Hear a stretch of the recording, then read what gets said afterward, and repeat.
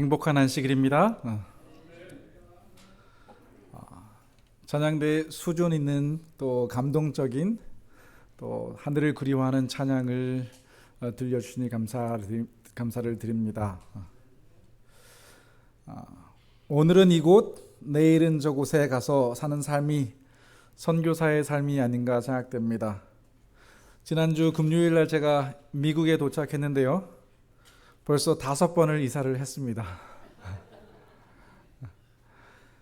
그럼에도 어디 가든 성도들의 도움을 받아서 풍성한 하나님의 사랑을 경험하고 있습니다.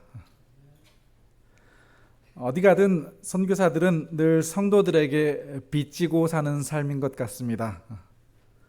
저희 부부에게 큰 사랑을 베풀어 주신 마운틴뷰 모든 성도님들께 하나님께서 넉넉히 갚아주시기를 간절히 기도합니다. 실은 마운틴뷰 교회가 저는 저 산 꼭대기에 있는 어떤 달동네에 있는 교회인지 알았습니다. 딱 이곳에 도착해서야 이곳이 그 유명한 실리콘밸리라는 것을 처음 알게 되었습니다. 정말 그 첨단 도시 가운데서 시온산을 향해 걸어가시는 우리 모든 마운틴뷰 성도님들께 하나님께서 귀한 은혜를 베풀어 주시기를 간절히 기도합니다. 오늘은 인도 선교 비전이라는 제목으로 말씀을 드릴까 합니다. 이 시계를 보신 적 있나요? Doomsday Clock 들어보신 적 있으십니까? 1947년부터 핵과학자 협회에서 매년 1월 24일 이 지구가 24시간의 역사를 가지고 있을진데 몇 분, 몇 초의 시간이 남았는지를 계산해서 발표를 합니다. 핵이 개발되고 나서 정말 이 지구가 오래 남지 않았다는 것을 깨닫게 되고 그 가장 똑똑하고 유명한 과학자들이 모여서 다양한 지표를 활용해서 이 세상이 몇 초, 몇 분 남았는지를 계산을 해서 발표를 하죠. 2020년 1월 24일 날 발표해서 둠스데이 클락이 최초로 분 단위에서 초 단위로 떨어지는 일이 생겼습니다. 그때가 바로 코로나가 한참 시작되고 오스트리아 호주에서 저녁이 산불이 일어나고 또 그 메뚜기가 61개 이상의 나라들의 모든 곡식들을 갉아먹는 일들이 있었죠. 그러면서 둠스데이 클락에서 이제 계속 분 단위로 계산되다가 초 단위로 떨어지는 것을 보았습니다. 여러분, 코로나 시기를 겪으면서 여러분 믿음이 증가되었습니까? 줄어들었습니까? 줄어드는 것 같네요. 코로나 시기를 겪으면서 교인들이 늘어났나요? 줄어들었나요?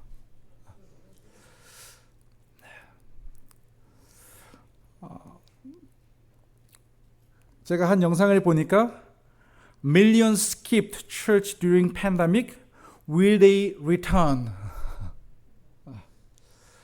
그렇죠. 많은 교회들이 실은 코로나가 시작되면서 교회 문을 닫게 되었고 실은 많은 사람들이 집에서 예배를 드리게 되었죠.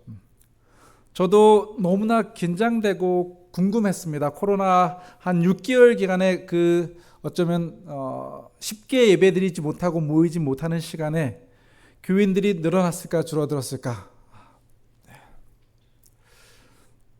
한국 교회는 조금 어쩌면 성장했다는 얘기도 들리더라고요. 그리고 인도 교회도 제가 그해 9월부터 교회 방문을 시작했는데 교인 수가 상당히 많이 늘었어요. 아마도 그 코로나 기간이 많은 사람들에게 경각심을 불러일으키는 그러한 시간이 되었던 것 같습니다. 하나님의 흔드심은 무수한 사람들을 마른 나무뒤처럼 불려가게 한다. 저는 코로나를 겪으면서 물론 성경에 다양한 흔들림의 어떤 기록들이 있지만 제가 오늘 다시 한번 흔들림에 대한 말씀들을 이렇게 살펴보면서 이것도 흔들림의 한 징조가 아닌가, 예언이 아닌가라는 생각이 들었습니다. 그리스도교가 가장 크게 모독을 당하고 그분의 율법이 가장 크게 멸시를 받을 바로 그때 여전히 하나님의 말씀, 하나님의 율법, 안식일, 하나님의 계명을 존중하고 쓸 수 있는 서는 교인들이 있는가 하면 이제 코로나와 함께 우리의 믿음도 밀려가는 교인들이 있는 것을 볼 수 있습니다.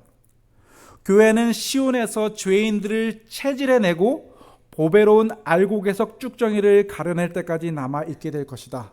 이것은 실로 두려운 시련이지만 이 일은 반드시 겪어야만 한다. 제가 이 말씀을 묵상하고 다시 이 말씀을 오늘 파워포인트에 넣으면서 간절히 기도했습니다. 적어도 마운틴뷰 모든 성도님들은 이 흔들림의 시기에 가족들, 자녀들까지도 다 알곡으로 하나님의 곳간에 드려지게 되길 간절히 기도합니다. 다시 이 시계를 제가 보면서 도대체 100초라는 시간이 어떤 시간이지? 올해 제가 다시 1월 24일 날 둠스데이 클럭을 봤더니 It is 90 seconds to midnight. 10초가 더 줄어들었어요. 궁금했어요. 90 second라는 그 시간이 정말 지구 전 역사, 지금 6,000년의 역사라고 할 텐데 그 역사와 대비해서 계산해 보면 몇 년이라는 시간으로 계산될 수 있을까? 제가 전체적인 계산을 통해서 봤을 때 90 seconds는 6.24년입니다. 6.24년이 남았다라고 올해 계산이 되었어요. 물론 그렇지 않기를 기도합니다. 이분들이 또 예언학자들도 아니고 그냥 지표들을 통해서 계산했을 때 이렇게 계산이 되는 거죠. 여러분 이제 그냥 믿거나 말거나 어찌됐든 만일에 우리의 삶이 6.24년이 남는다면 지금 무엇 하시겠습니까?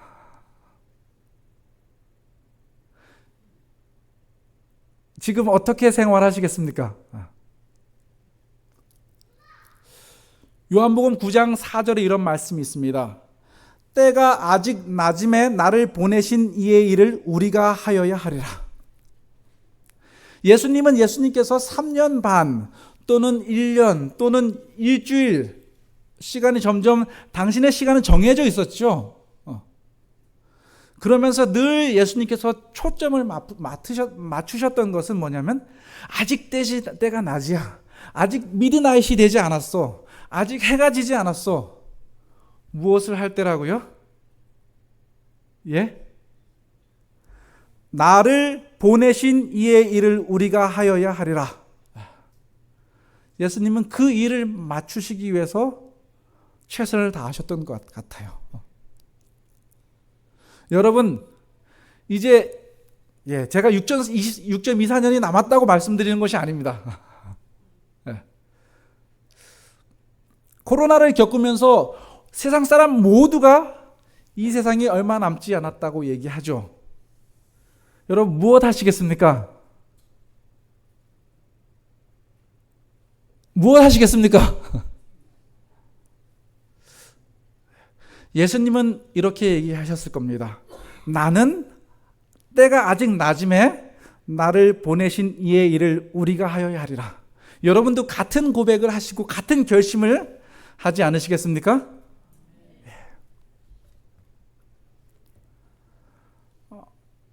제가 이런 뉴스와 어떤 시대의 징조에 대해서 관심이 많아서 그런지 유튜브만 열면 이런 기사들이 나와요.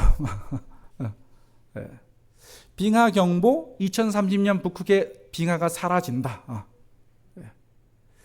6.24년이 이 뉴스와 되게 대비되더라고요.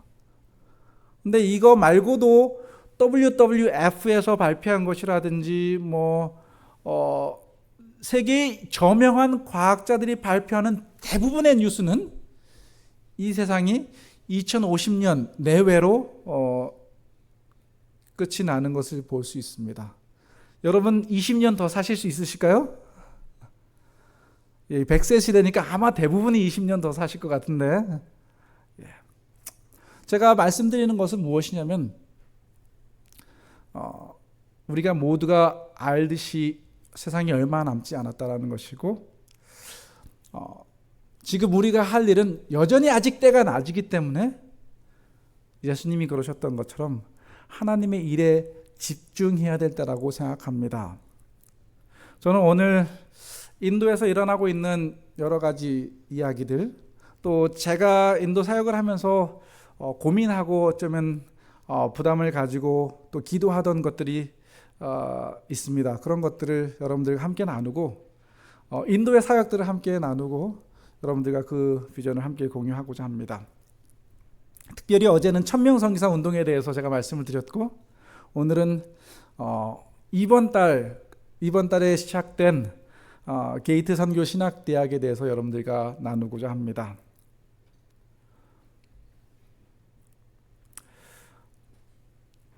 인도에는 상당한 선교적 도전들이 많이 있습니다. 어제도 말씀드렸듯이 세계 10대 박해 국가 가운데 하나입니다. 제림 기별이 일찍 들어갔어요. 실은 기독교가 엄청나게 일찍 들어갔어요. AD 50년, 52년에 토마스가 인도에 복음을 갖고 들어온 나라입니다. 그 뒤에 많은 선교사들도 활동하고, 실은 이번 대총회장님 아버지도 인도에서 선교사로 지냈던 분입니다. 근데 제가 이제 북인도로 캠퍼스를 옮기고 그곳의 사정을 좀 더 자세히 알게 됐습니다. 인도는 상당히 큰 나라입니다. 인도의 인구가 몇 명일까요? 올해 14억이 넘어서면서 이제 중국의 인구를 추월했다라고 하죠. 통계마다 다른데 올해 대부분의 통계들은 이제 중국의 인구를 넘어섰다고 합니다. 그래서 제1 인구 대국이 되었습니다.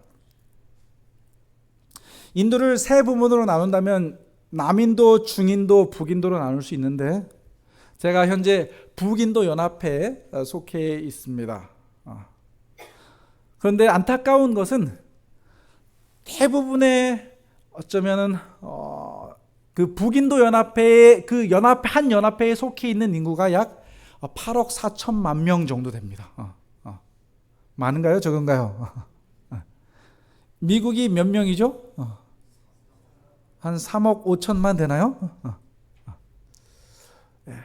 그 북인도 연합회 그 연합회 안에 8억 4천만 명 정도 되고, 거기에 북동인도와 네팔, 부탄 인구를 더하면 약 9억 명 정도가 되죠.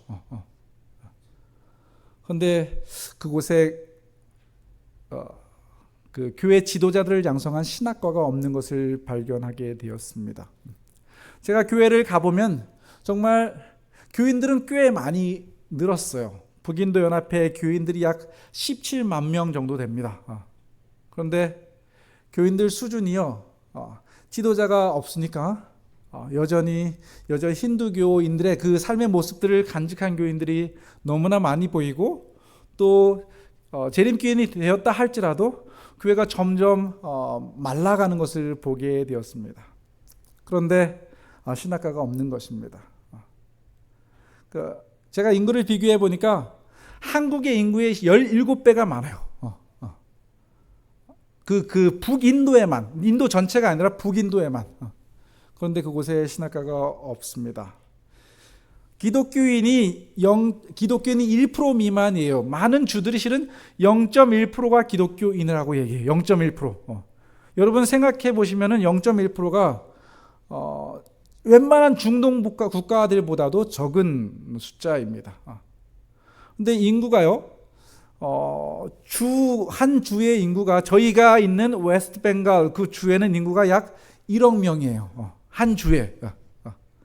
그 바로 옆에 붙어 있는 주의 인구가 또 1억 명이에요. 그 옆에 바로 붙어져 있는 우타프라데시 주가 2억 명이에요. 그런데 재밌는 게 뭐냐면 웨스트벵갈 기독교 퍼센트가 0.7%예요. 비하르의 기독교 퍼센티지가 0.1%예요. UP의 주지사가 힌두교 사제입니다.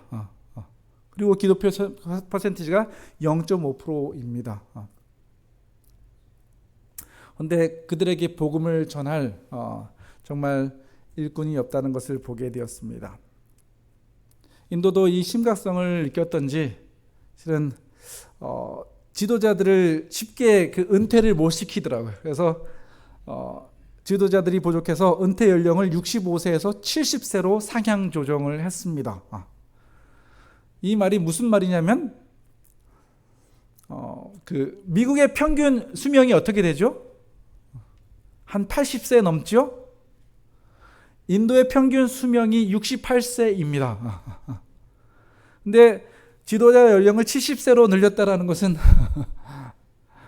좀 다른 의미겠죠. 이런 어떤 위기가 인도 교회에 있습니다. 요즘 선교사들과 또 선교학에서 가장 대두되는 주제가 무엇이냐면 이 마지막 시대의 사명을 맞추기 위해서 우리가 복음을 전해야 될진데 이젠 모든 족속에게 복음을 가지고 들어가야 된다는 거죠. 그것이 미전도 종족 운동입니다. 들어보셨습니까?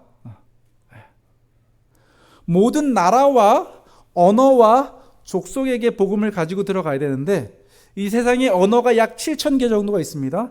이 세상에 종족이 약 16,000개 정도가 있습니다. 근데 이 세대에 온 세상에 복음을 전파하자라는 사명을 완수하기 위해서는 모든 족속에게 복음이 전파되어야 된다는 것이죠. 그래서 개신교회와 특별히 재림교회도 우리 교회도 이 통계와 이 전략에 대해 있어서 아주 관심이 많이 있습니다. 그런데요, 이 미전도 종족 가운데 가장 많은 미전도 종족을 가지고 있는 나라가 어떤 나라입니까?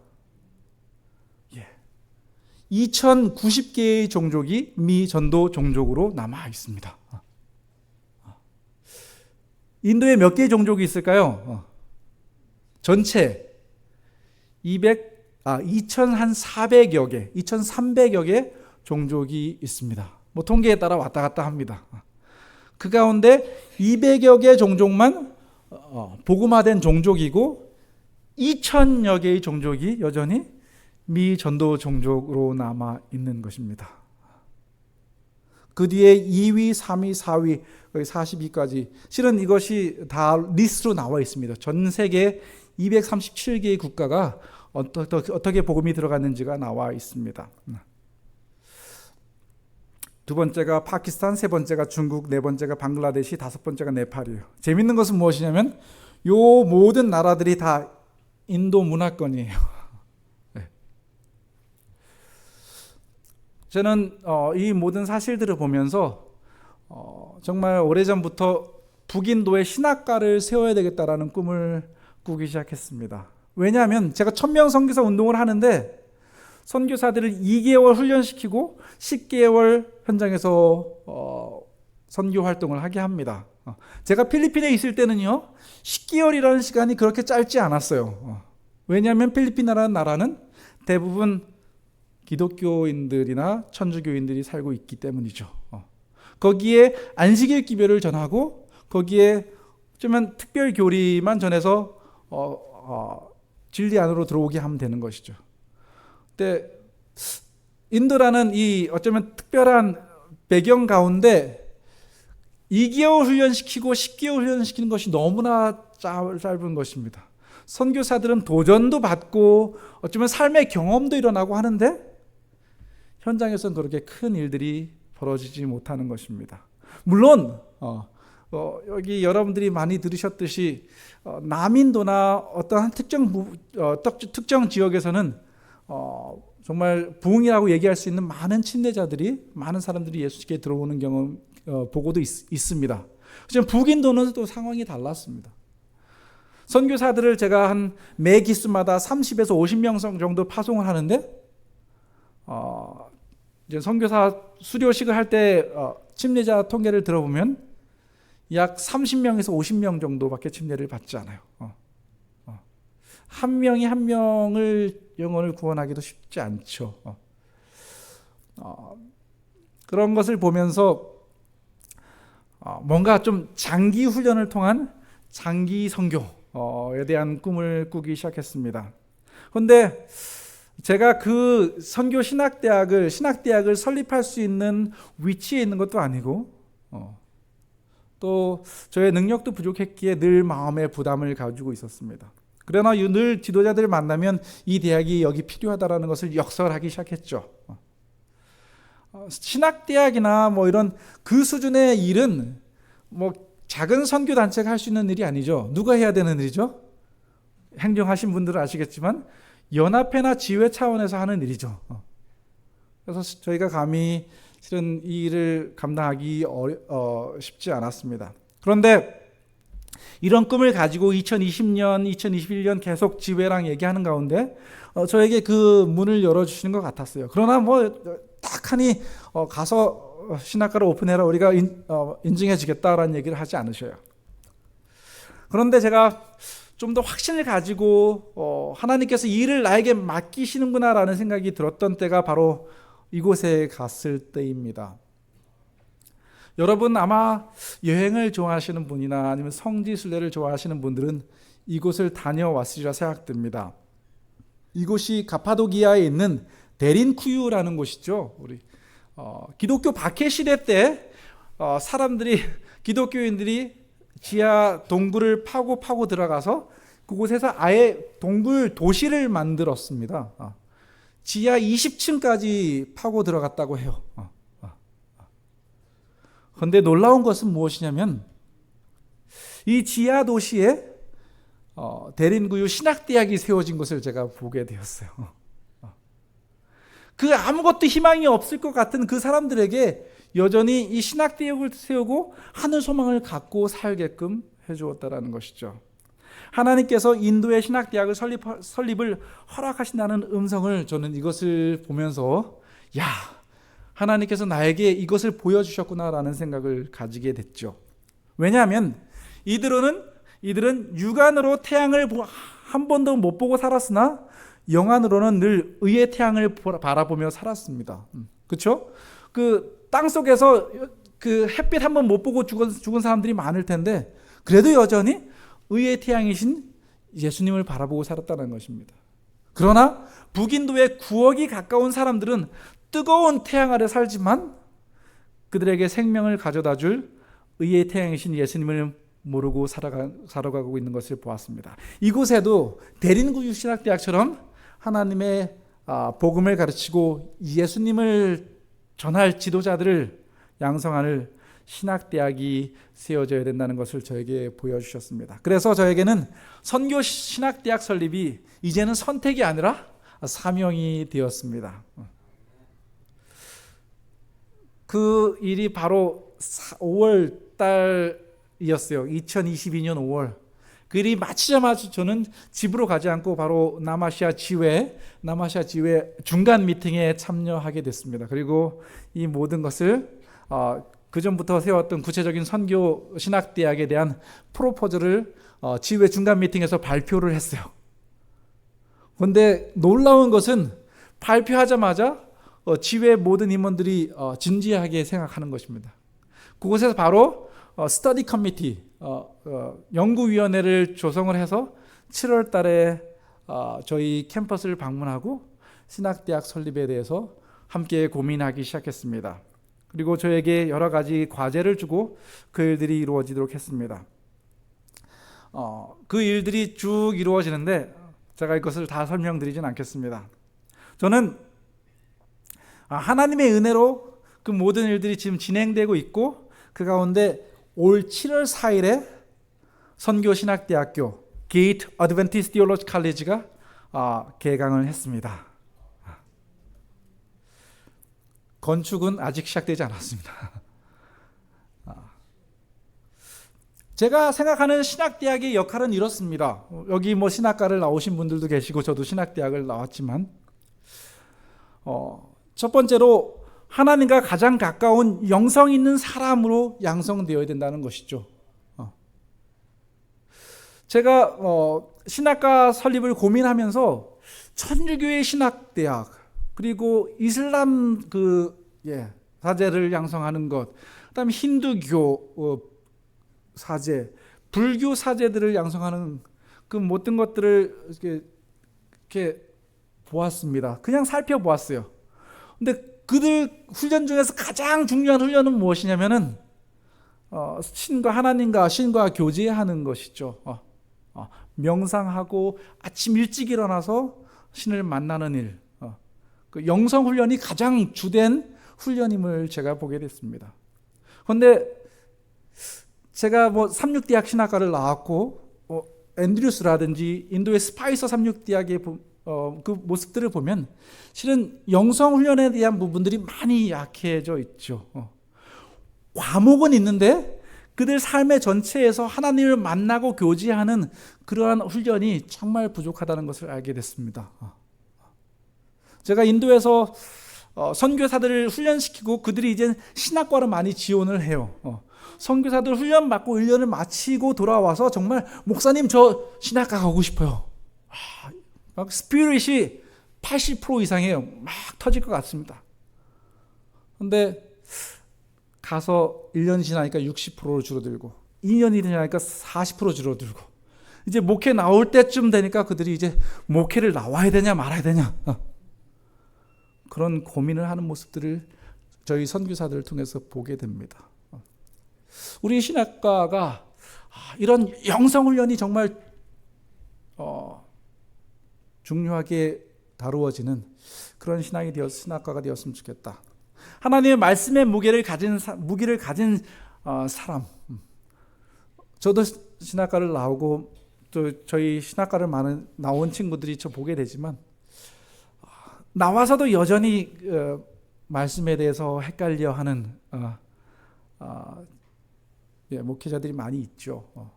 정말 저는 저의 모습도 보면서 반성도 하고 또 제가 신학과를 만든다면 적어도 이런 일은 없어야 되겠다는 생각이 많이 드는 것이죠. 그래서 정말 4년 동안 공부하면서 그들의 말씀에 한해서는 정말 전문가인 그런 사람을 양성하고 싶었습니다. 그리고 사람을 이해하고 소통하고 그들을 하나님께로 이끌 수 있는 그런 사람을 양성해야 되겠다. 무슨 말씀이냐면 늘 교실에서 인도 같은 경우는 특별히 실습 자체가 없어요. 미국이나 한국 같은 경우는 목회 실습, 선교 실습들이 상당히 많이 있는데 대부분 교실에서 한 게 대부분입니다. 그래서 지도력을 배우거나 사람들과 교제하고 그들에게 리더십을 발휘하거나 그들을 이해하거나 하는 것들이 되어 있지 않았습니다. 그러면서 제가 신학과를 만든다면 정말 4년 동안 계속해서 교회 우리 목회 실습이라는 어떤 과목을 통해서 매주 지역교회와 청소년들과 학교와 또 무교지를 보내서 그들과 함께 교제하고 소통하고 또 그들을 하나님께로 이끌 수 있는 여러 가지 다양한 것들을 배우게 하고 싶었습니다. 저는 선교 중심의 신학대학을 설립하고 싶습니다. 도시 전문 선교사 양성, 학교 전문 선교사 양성, 전방 위 전문 선교사 양성을 하는 신학대학으로 만들고 싶습니다. 지회에서 이런 보고를 드렸더니 맞다. 지금 우리가 지금 지회에서나 교회에서나 합회에서는 도시에 선교해야 된다라고 하지만 신학대학에서 도시 선교를 위해서 준비시키는 것은 거의 없었던 것이죠. 인도의 학교가 292개의 학교가 있지만 채플린, 교목으로 보낼 만한 선교사들이 아무도 없다라는 것이죠. 그러면서 함께 이 이야기들을 공유하고 지혜 교육부장님과 정말 전 세계에서 가장 독특하고 선교 중심적인 신학대학을 만들자라는 얘기를 하고 이젠 교육부장님이 지혜 교육부장님이 모든 것을 앞에 서서 진두지휘해 주시고 계십니다. 하나님이 이끄시는 게이트 선교신학대학 지금 이곳에 부지를 정했습니다. 그리고 이제 건축도 해야 되고 많은 것들이 해야 되지만 저는 건축 다 하고 뭐 다 준비해서 신학과를 준비하면 이 마지막 시대에 너무 늦은 것 같아요. 그래서 우선은 저희 천명성기사 훈련은 교실이 있고 천명성기사 훈련은 기숙사가 있기 때문에 우선 시작하자라고 우선 교회에다 통보를 했습니다. 목사님, 합회장님, 지회장님, 우선 저희는 시작합니다. 믿음으로 시작할 테니까 나머지는 해결해 주십시오 라고 얘기를 하고 홍보를 하기 시작했습니다. 그런데 놀라운 것은 아무것도 갖추어지지 않은 그런 것이지만 7월 4일 날 첫 개강에 저희들이 40명을 하나님께 보내달라고 기도를 드렸는데 47명이 왔어요. 많죠? 제가 미안하고 좀 죄송한 것은 무엇이냐면 저희가 47명이 모였는데 100년이 넘은 스파이서 신학대학에 40명이 차지를 않았어요. 그러면서 교회가 무엇을 원하고 학생들이 무엇을 원하는지를 이곳에서 보게 되었습니다. 그렇게 해서 7월 4일에 이제 이곳이 바로 신학과 건물은 아니고요. 천명선교사 훈련원 건물입니다. 교실이 2칸이 있는데 올해는 어떻게 하든지 이 건물에서 버텨보자 하고 이 교실을 게이트 어드벤티스트 디얼로지 칼리지로 명명하고 지도자들과 함께 첫 개강식을 역사적으로 시작하였습니다. 늘 우리 신학과 팀과 이런 이야기를 합니다. 왜냐하면 그곳에서는 제가 세우는 계획들이 실은 많이 일반적이지 않기 때문이죠. 그렇지만 한국에서 최근에 공부하신 분들은 제가 이런 계획들을 왜 세웠는지를 아마 이해되실 것입니다.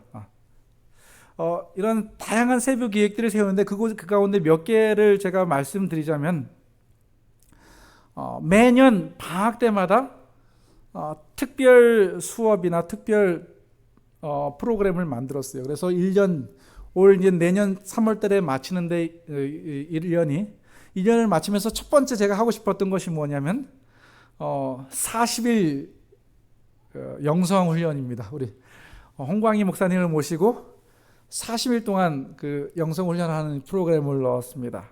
그리고 2년째는 마스터 가이드 훈련, 또 어떤 봉사대 다양한 프로그램들을 방학 때 넣었습니다.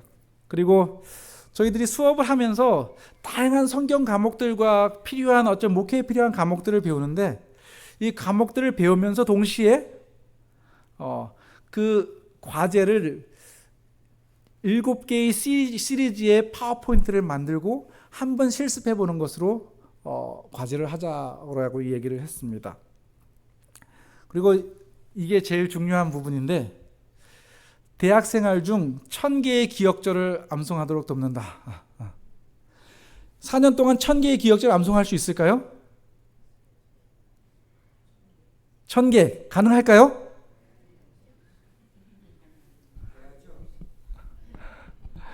제가 계산해 보니까요. 하루에 1개 외우면 1000개 되더라고요.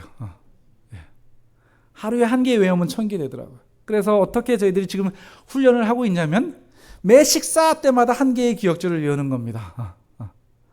아침에 영어로, 점심 때 자기 언어로, 저녁 때 자기 언어와 영어로 그 1개의 기억절을 하루에 3번을 암송을 하는 거예요. 그러면 일주일에 몇 개가 되죠? 저는 7개가 아니라 5개로 잘랐어요. 일주일에 5개를 일요일 날 5개를 리피트 하는 겁니다. 반복해서 외우는 거죠. 그리고 한 달 하면 몇 개가 되죠? 4주면 20개가 됩니다. 20개를 다시 리피트 해주고 한 학기면 100개가 됩니다. 100개를 다시 리피트 해주고 1년이면 200개가 됩니다. 200개를 다시 리피트 해주면은 정말 그냥 한번 외우고 잊어버리는 것이 아니라 이제 마음으로 기억되는 적어도 7번을 반복해 주니까요. 그렇게 해서 기본 교리와 관련된 1000개의 기억절을 뽑았습니다. 이것을 하고 있는데 잘 따라와요. 예. No memory verse, no food. 예. 우리 천명선교사 운동에서 똑같이 하고 있는데 예. 매 식사 시간마다 이렇게 아침에 보면은 그룹 모여서 기억절을 암송하는 모습들이 보이죠. 이렇게 된다면 우리 목회자들이 어떤 목회자들이 양성이 될까요? 4년 동안 아침 저녁으로 말씀 묵상과 영성 일기를 작성하게 합니다.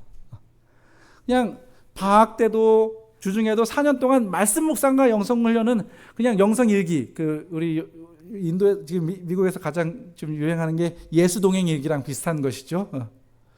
그래서 하루 종일 말씀과 하나님의 말씀으로 day and night 묵상하는 그런 일들, 그리고 그것이 삶에 적용되는 그런 일들을 그런 훈련을 하려고 합니다. 그리고 1인 1학기, 그리고 1인 1스포츠. 1인 1학기는 많이 들어보셨는데 1인 1스포츠는 들어보지 않으셨죠? 제가 도시 선교와 캠퍼스 미니스트리를 하면서 이 세상 사람들이 가장 관심 있는 것이 뭐냐면 요즘 인도에는 악기와 스포츠예요. 그래서 스포츠를 뭐 최고로 잘하지 않더라도 스포츠 코치 정도 할 수 있는 다양한 훈련을 시작하려고 강사들도 다 모집이 됐습니다. 그래서 배드민턴과 축구와 배구 이 세 가지 종목을 선택하고 인도에서 가장 좋아하는 스포츠 중에 하나입니다. 그래서 그것들을 교육시키고, 물론 크리켓은 뭐 다 하기 때문에 빼놨습니다. 그리고 악기는 기타는 기본적으로 1년을 가르치고 2년째는 인도 전통 악기를 1년을 또 가르치고, 또 3년째는 어떤 특별한 악기를 가르쳐서 도시의 정말 상류층에서 악기를 배우고자 할 때 그들을 제자로 삼아서 악기를 가르치면서 복음을 전할 수 있는 그런 일을 계획하고 있습니다. 이외에도 다양한 계획들을 하고 있는데 저는 이 계획을 짜면서 막 흥분이 됐어요. 이것은 제가 만든 계획 같지가 않은 거예요. 하나님께서 주신 계획인 거예요. 이 계획을 지회 지도자들과 또 교육부장님과 연합해서 나눌 때 이거다. 다들 이렇게 하면 정말 좋은 지도자들이 양성될 수 있겠다라는 이야기를 주시고 계십니다. 저는 소심해요. 저는 실은 뭔가 결정할 때 상당히 힘들어하는 스타일 중에 하나입니다. 그런데 한번 결정을 하면 그래도 뭐 포기는 하지 않는 것 같아요. 제가 이 신학대학을 준비하고 이제는 어느 정도 윤곽이 잡히는 것을 보면서 이것은 분명히 하나님께서 이끌어 가신다는 것을 제 눈으로 직접 보면서 경험을 하게 되었습니다. 그 이야기를 잠깐 나누고자 합니다. 제가 신학대학을 고민하고 계획하고 기도하면서 이 분이 저희 신학대학 학장으로 오시면 좋겠다라고 생각을 했어요. 그래서 2019년 9월 2일부터 제가 무릎을 꿇을 때마다 이분의 이름을 놓고 기도를 드렸거든요. 이분이 남인도에서 한 신학대학에서 2년 동안 신학과장도 하시고 아이아스에서 구약학 박사를 하신 분이에요.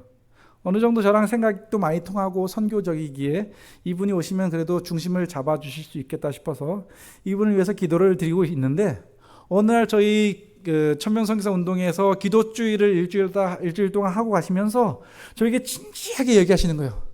배 목사, 나는 이곳에서 그냥 천명성기사로 봉사하는 것이 나의 꿈이라고 얘기를 하는 거예요. 목사님 그런 생각하지 마세요. 지금 합회장님인데 무슨 천명성기사로 오세요. 그런 얘기를 그냥 농담 삼아 하고 제 마음속에는 야, 하나님께서 어쩌면 보내실 수도 있겠다라는 생각을 했죠. 그런데 제가 지회에서 신학대학이 가인가 나서 이제 북인도 연합회에게 이분을 보내달라고 얘기했을 때 이분이 흔쾌히 아무것도 없는, 정말 합회장으로 일하고 계셨지만 건물과 아무것도 없는 곳에서 저와 함께 이 신학대학을 설립하기로 오셨습니다. 저는 이것이 하나님의 기도의 응답이라고 생각됩니다. 이분이 오시고 딱 몇 주가 지나자마자 삼육대학에서 대학 설립을 위한 설계팀을 보내주셨어요. 신학대학이 물론 교수들도 중요하고 학생들도 중요하지만 결국에는 건물이 필요합니다. 그래서 이것을 고민하고 어떻게 지어야 될지 감이 오지 않았을 때 설계팀에서 이제 은퇴를 얼마 남지 않은 특별히 설계를 가르치시는 이태은 교수님과 2명의 학생들, 4학년과 이제 5학년 학생들이 와서 전체 마스터 플랜을 만들어 주셨습니다. 대학을 설립할 때 있어서 교수와 학생들과 건물도 중요하지만 무엇이 중요합니까? 그 대학은 인증받은 대학이 돼야 되는 거예요. 그래야지 졸업장이 제대로 나올 수 있고 학생들도 안심하고 대학을 지원할 수 있는 것이죠. 그런데 이상하게도 저희가 있는 곳을 여러분들 아시는지 어떻게 설명드려야 될지 모르지만 방글라데시와 부탄 그 사이에 그 짧게 지나가는 소장과 대장을 연결시켜주는 그 길목에 있는 그런 곳이에요. 그러니까 상당히 외곽이죠. 인도의 중심은 델리, 뭄바이 이렇게 그런 곳인데 여기는 아주 시골 동네입니다. 그런데요, 이상하게도 하나님께서 대총에서 트리플 A, 특별히 대총의 교육부 부총무로 계셨던 교육부 부부장으로 계셨던 마이크 박사님이 이곳에 오셨어요. 전 너무나 신기한 거예요. 제가 신학대학을 설립하겠다고 얘기한 것도 이분에게 말씀드린 것도 아니고 이분을 제가 초청을 해서 도와달라고 부탁드린 것도 아닌데 이분이 어떠한 단체에 소속되어서 당신 발로 이곳에 오셔서 저에게 큰 힘을 주시는 것입니다. 저는 뭐랄까 이것이 하나님께서 다 퍼즐을 맞춰 가시는 그런 하나님의 모습을 이곳에 보게 됐어요. 이곳에 대총에서 방문하신 적이 한 번도 없어요. 여러분 교회 대총에서 누가 방문해 주셨나요? 아마 그러실 수도 있을 것 같아요. 이곳에 계신데 이곳은 그 인도의 구석증에 있는데 70년 동안 한 번도 대총에서 오시지 않았는데 저희가 신학대학을 설립하려고 할 때 그냥 다른 부서가 아니라 교육부에서 특별히 인도 지역을 관할하셨던 트리플 A를 담당하셨던 이게 트리플 A 인증이 되게 중요합니다. 그분이 은퇴하시고 저희 지역을 방문해 주셔서 사진 다 찍어 가시고 현 교육부 부부장님께 파워포인트도 설명해 주시고 이메일을 보내시겠다 하시면서 오셨던 것입니다. 정말 하나님의 은혜입니다. 제가 무슨 대학을 설립하겠다 했죠? 선교신학대학. 근데 이분이 지나가고 나서 또 한 3주 뒤에 대총의 선교센터 수장들이 다 한꺼번에 오셨어요. 전 돈도 없고 대총의 끈도 없습니다. 그래서 대총의 선교를 담당하신 분들을 그 구석까지 초대할 수 있는 능력이 전혀 없습니다. 근데 하나님께서 정말 이상한 방법을 저에게 허락해 주셔서 닥터 그레고리, 닥터 캄세이, 닥터 우메신낙 다 대총에서 그 선교센터를 담당하시는 분들입니다. 닥터 캄세이는 특별히 그 불교 선교 센터장이에요. 이분이 오시더니 이분이 라오스 분인데 라오스 학생들 태국에 있는 삼육대학과 연계해서 이 신학대학이 함께 운영됐으면 좋겠다고 얘기를 하시는 거예요. 저는 이것을 보면서 이 일을 하나님께서 진행하시는 운동임을 보게 됐습니다. 어떻게 한 달 사이에 대총에서 두 팀 교육부와 선교부에서 저희 대학을 방문합니까? 저희 지역을? 말도 안 되는 이야기죠. 정말 말도 안 되는 이야기예요. 어떻게 두 달 사이에 그 신학대학이 임명되고 설계팀이 오고 대총에서 오고 대총의 선교부에서도 오고 말도 안 되는 일들이 그냥 세 달 사이에 쭉쭉쭉 일어나는 것입니다. 정말 하나님께서 급하신 것을 제가 보게 됐습니다. 마침내 2023년 3월 26일 남아시아 지회 새 임원들 북인도 연합회 세 분 임원들을 모시고 첫 삽을 떼었습니다. 이것을 띄고 정말 하나님께 감사를 드렸습니다. 모든 것이 하나님께서 이끄시고 계시다는 것을 제가 본 것이죠. 2023년 3월 31일 남아시아 고등교육위원회에서 마침내 저희 프로포저를 대총에 상정하기로 결의가 되었습니다.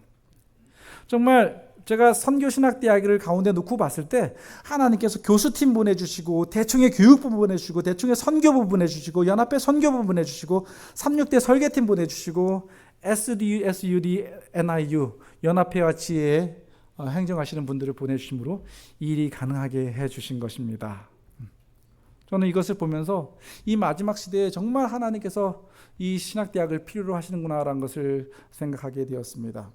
이것이 우리 삼육대학교 설계팀에서 설계를 해준 지금 조감도입니다. 아직 완성이 되지 않았어요. 계속 저희랑 지금 피드백을 하고 있는데 아래에 있는 이 건물들 제외한 한 라인에 쭉 있는 그 건물들이 신학대학교가 될 것입니다. 본 건물과 기숙사 건물과 사택들을 지금 조성하려고 준비하고 있습니다. 실은 이 일이 이렇게 순조롭게 될 수 있었던 것은 한국연합회의 도움이 상당히 컸습니다. 물론 지회에서는 이 일을 원했지만 인도에 이미 두 개의 신학대학이 남인도에 위치해 있기 때문에 그 신학대학교를 담당하시는 총장님들은 저희 이곳에 신학대학이 세우는 것을 원치 않았어요. 하루는 제가 이제 지회 연례행정위원회에서 저희 신학대학 프로포즈를 발표하려고 했는데 그 한 대학의 총장님이 먼저 발표 시간이 있었어요. 그 총장님이 앞에 나오시더니 모든 그 행정위원들, 그 연례행정위원들에게 호소를 하는 거예요. 여러분, 인도에는 신학대학이 오직 하나만 있어야 됩니다. 이 신학대학에 나오신 분 손 들어보세요. 그랬더니 다 손들죠. 그때는 하나밖에 없었으니까. 전 너무 부담이 됐어요. 그 다음날 제가 발표를 하고 이제 신학대학을 설립해 주십시오라고 얘기를 해야 되는데 그 목사님 먼저 그 총장님이 나오셔서 인도에는 유일하게 신학과 하나만 있도록 해 주십시오라고 모든 그 임원들에게 다 얘기를 하는 겁니다. 정말 하나님께 간절히 기도하고 그 다음날 제가 준비한 파워포인트를 가지고 신학과 설립을 왜 해야 되는지를 발표를 했습니다. 발표가 끝나자마자 막 전체가 박수를 치는 겁니다. 그 가운데 제일 먼저 박수를 하신 분이 대총에서 대표로 오신 분이었어요. 그분이 앞에 나오시더니 이런 좋은 프로젝트는 우리가 함께 해야 된다라고 기도까지 해주시는 거예요. 그 기도가 마치자마자 그 총장님이 나오셔서 어제 했던 나의 발언은 이제는 다시 물리겠다라는 얘기를 하시더라고요. 그 가운데 많은 사람들이 거절을 할 수 없었던 가장 큰 이유 중에 하나는 그 인도와 전혀 상관없는 한국연합회에서 교회마다 다니면서 모금을 하시고 계시다는 소식을 제가 전했습니다. 그리고 그 연합회에서 지금 현재 2억 원을 모금하셔서 저희 훈련에 전달해 주셨습니다. 저는 얼마나 그 한국 사람들의 그 열정과 선교 열정에 감동이 되는지 모릅니다. 저희 선교신학대학에 필요가 많이 있습니다. 우리 학비를 인도에 가난한 학생들이 오기 때문에 실은 1년에 $250를 받으면 최고로 받는 것 같아요. 지금 제가 조사를 해봤는데 수입 자체가 그 정도밖에 되지 않습니다. 그래서 신학대학을 운영하기 위해서는 실은 1년에 약 $1,250가 필요합니다. 그래서 저는 맞춰서 그러면은 $1,000씩 후원하실 수 있는 한 사람에게 신학생 한 사람에게 도움을 후원할 한 사람이 필요한 금액이 1년에 $1,000입니다. 학비, 식비, 기숙사비 모두 합해서 그렇습니다. 특허 활동비까지요. 그래서 이번 미국으로 오면서 뭐 어떻게든지 하나님께서 이 일에 도움을 주실 만한 분들을 만나게 해달라고 기도를 하고 왔습니다. 그리고 건물이 이제 시작되어야 됩니다. 이번 주 이제 다음 주에 이제 기를 내고 건물을 시작되는데 뭐 기숙사가 필요하고 식당이 필요하고 사택이 필요하고 교실이 필요하고 교수 연구실, 음악실, 도서관, 소강당, 사무실, 컴퓨터실, 미디어 센터까지 약 $200만 정도가 필요합니다. 저는 정말 감당하기 어려운 힘든 일이지만 하나님께서 분명히 채워주시라고 믿고 이 자리에 섰습니다. 함께 기도해 주셨으면 좋겠습니다. 기자재도 컴퓨터가 약 50대 정도가 필요합니다. 그리고 미디어 센터 장비도 필요하고 사무실 기자재도 필요합니다. 기숙사 가구도 필요하고 운동장 정비도 필요합니다. 이 모든 것을 따져봤더니 약 $16만 정도 달러가 필요합니다. 이를 위해서 제가 제일 요청드리는 것 함께 기도해 주셨으면 좋겠습니다. 여러분은 선교지를 선택하는 기준이 무엇입니까? 첫 번째, 선교지를 선택할 때 가난하기 때문에 가는 것 같습니다. 두 번째는 나와 내 교회에 유익이 되기 때문에 선교지로 가는 것 같습니다.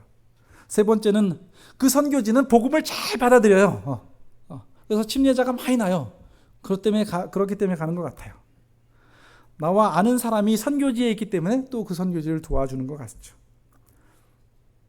다섯 번째는 복음이 전파되지 않았기 때문에 그곳에 선교를 가고 봉사를 하는 것 같습니다. 여러분 1번부터 5번 중에서 어떻게 선교지를 선택하십니까?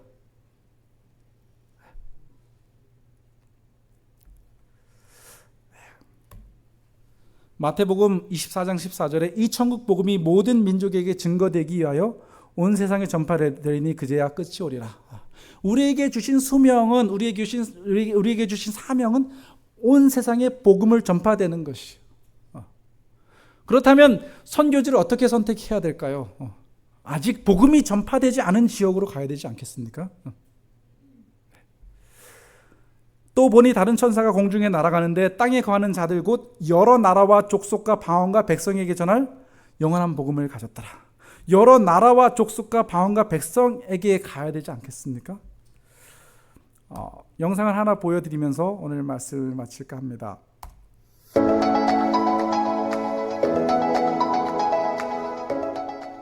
Understanding the remaining mission task. Who has already heard the good news about Jesus, and who is still waiting to hear for the first time? Nearly 10% of the world's population are committed followers of Jesus, who believe Jesus is who he said he is, and who have given their lives to him. They believe anyone can know God through Jesus, and they tell people around them about him. Many other people also identify as Christians. These other Christians need deeper faith in Jesus and a personal relationship with God through him. About 33% of the world's population identify themselves as Christians. But where do the world's Christians live? The good news of Jesus is spreading in the world, but not evenly.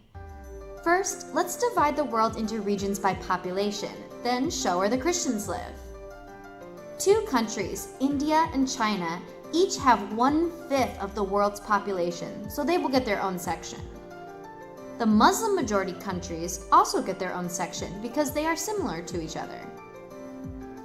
There are other Asian countries and other non-Muslim majority countries in Africa. Here's Europe's population, and North America lumped with all the Pacific Island countries, including Australia and New Zealand. And finally, Latin America from Mexico south. In each region, let's show the followers of Jesus and the others who identify themselves as Christians. Latin America has the highest total percentage of Christians, followed by North America and the Pacific. Europe has many nominal Christians, while non-Muslim Africa has many committed followers of Jesus. Today, China has also many committed followers of Jesus. Other Asian countries average about 1/3 Christian, including Korea and the Philippines. Some Muslim majority countries have had Christian people groups for centuries. Of all the large areas of the world, India has the lowest percentage of Christians. As you can see, the Christians are not evenly spread around the world. Today, most Christians live in the Americas, Europe, or Sub-Saharan Africa. In each region, the committed followers of Jesus can renew the faith of the other Christians and can tell the non-believers in their own people groups about Jesus. Let's call these people culturally near non-believers and show them as green. These non-believers are their relatives, neighbors, and co-workers who speak, eat, and dress like them. In China, hundreds of millions of non-believers are now culturally near to followers of Jesus. 40% of the world's non-believers have many Christians in their own people groups who can reach out to them without learning a new language or culture. So their groups are called reached people groups, because the good news is spreading there. Believers in China have a challenging job to share the gospel with so many non-believing relatives and neighbors, yet thankfully they can do it in their own language. In the reached people groups, committed followers of Jesus can encourage the other Christians in their families and communities to become fully committed to Jesus. They can also tell the many culturally near non-believers in their own people group about Jesus without learning a new language and culture. Many people in the world live in other ethnic groups, which have almost no followers of Jesus who belong in their communities and know their language. They have no chance of learning about new life in Jesus from someone within their own people groups. 60% of all non-believers in the world have few followers of Jesus in their own people group. They are culturally distant from believers. Let's show these culturally distant non-believers in blue. Most of them live in India, Muslim-majority countries in Africa and Asia, or other parts of Asia. They need believers from other people groups to come, learn their language and culture, and tell them about Jesus. They live in unreached people groups, distinct ethno-linguistic people groups made up of less than 2% followers of Jesus and less than 5% other Christians. Which unreached people groups are the frontier peoples? Some culturally distant non-believers have so few believers that they have no chance of hearing about Jesus from people they know. Let's use a darker color of blue to show those with less than 0.1% Christian in their own people group. About 1/4 of the world's population live in frontier people groups, and over 95% of them are in India and Muslim-majority countries. These frontier people groups have no movement to Christ and no breakthrough of indigenous faith. Now is the time to unite what we know with what we do. So, we know that the reached people groups have lots of followers of Jesus who can tell them about Jesus. But guess what? We send 30 times as many cross-cultural Christian workers to them as we do to the people in unreached people groups. 30 to 1. These workers are not just going out from the West. They're going from everywhere to everywhere. But most of them are sent to work with other churches in their training or outreach programs. Currently, for every 30 cross-cultural Christian workers that go to the reached people groups of the world, roughly 1 goes to the unreached people groups, including the frontier people groups.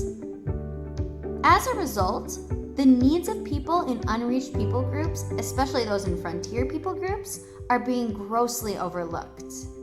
The remaining mission task is largely in India, Muslim-majority countries, and Asia. We need many more witnesses for culturally distant non-believers in unreached people groups and in frontier people groups. 좀 긴 영상이었는데 이해되십니까? 우리가 여전히 그 복음을 갖고 봉사대를 가고 선교사를 가고 할 때 대부분이 이제 복음화된 지역으로 많이 간다라는 얘기죠. 30명 가운데 1명만이 여전히 복음화가 되지 않은 지역으로 간다는 것이죠. 여러분의 교회는 어떻습니까? 여러분 어떠십니까? 이게 세계 선교 지도입니다. 녹색은 복음화되었다라고 표시되는 곳이고, 빨간색은 여전히 복음화가 필요한 unreached people group, 미전도 종족으로 남아 있는 것입니다. 구글 지도에 나와 있기 때문에 줌인을 해보면 그 종족이 어떤 종족인지 상세하게 나와 있습니다. 여러분은 어느 지역에 더 선교가 필요하다고 생각하십니까? 선교적 도움이 필요하다고 생각하십니까? 하나님의 말씀을 하나 보시겠습니다. 로마서 8장 28절에 우리가 알거니와 하나님을 사랑하는 자 곧 그의 뜻대로 부르심을 입은 자들에게는 모든 것이 합력하여 선을 이루느니라. 저는 정말로 부족한 선교사입니다. 지금까지 그랬듯이 하나님과 하나님의 사람들로 인해서 인도에서 이 귀한 사역을 감당할 수 있었습니다. 부족하지만 앞으로도 더 많은 일을 하고 싶습니다. 인도 선교와 선교 신학대학 설립을 도와주십시오. 때가 아직 낮음에 나를 보내신 이 일을 우리가 하여야 하리라. 밤이 오리니 그때는 아무도 일할 수 없느니라. 아직 마지막 시대이지만 여전히 낮입니다. 우리가 일을 할 수 있는 그 시간입니다. 우리 이 시간에 함께 협력하심으로 하나님께서 선을 이루시고 주의 사업을 마치시길 간절히 바라면서 오늘 말씀을 마치겠습니다.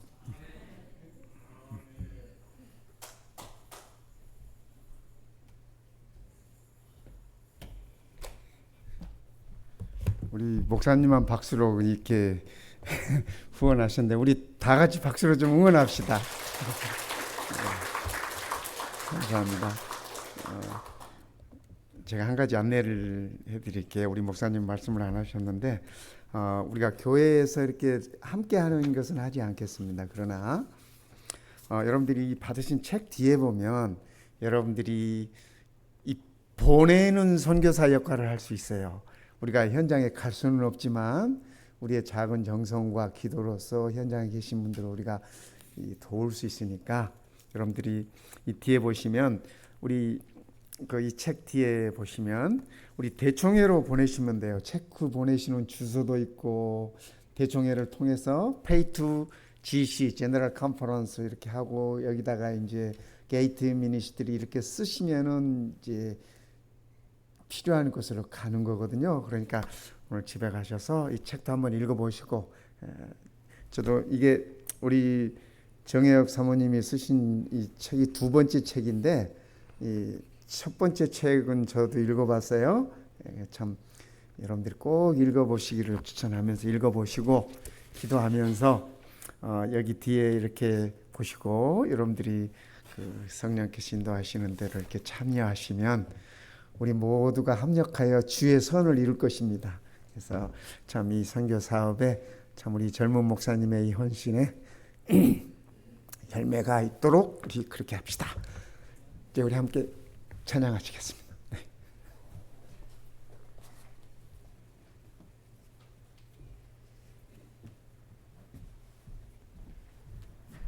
다 같이 일어나셔서 참여 부르시겠습니다.